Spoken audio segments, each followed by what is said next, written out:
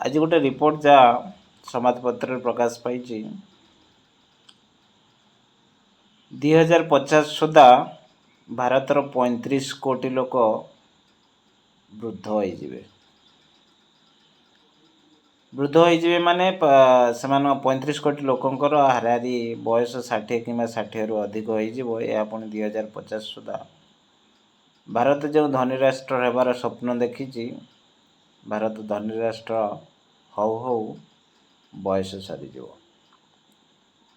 TRI जे report प्रदान करछंती transform rural India जो श्वेतपत्र देइछन से उल्लेख करछंती 2050 सुधा प्राय 34.7 करोड़ लोक 60 कि 60 रु ऊर्ध बयस को अतिक्रम करेंगे एवं प्रति 5 जन जड़े जड़े वृद्धावस्था को प्राप्त होती। आउ गोटे विस्मित कला भाया तथ्य अच्छी प्रति 10 जन वृद्धांक मध्यरु प्रति 10 जन वृद्धों मध्य 7 जन रोथे ग्रामांचल। आम ग्रामांचल एक व्यवस्था अच्छी कौन ना वृद्ध वयस्क लोक मानू जत्न परिवार लोक मैंने नहीं था। साधारणतः परिवार महिला मैंने नहीं था। महिला मैंने प्रत्यह 305 मिनिट जत्न नेबार देउथिला बेले पुरुष मैंने दौथा जो 56 मिनिट ये वृद्ध मानक जत्न नेबार।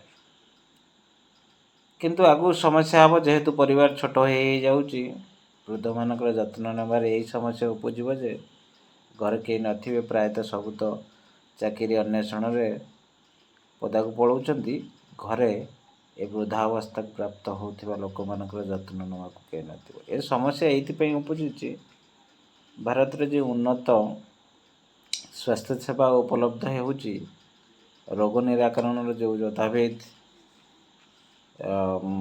कार्य अवलंबन कराउची सेथिपई रोगमुक्त हो वृद्ध माने निरोग जीवन यापन कर बहुत वर्ष बंचुं।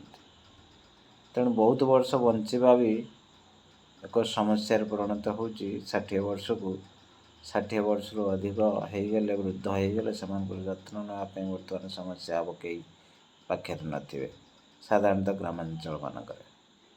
तेणु ये गोटे वितर्कर विषय जहाँ सामना को आसी तर्जमा हबार आवश्यकता रही।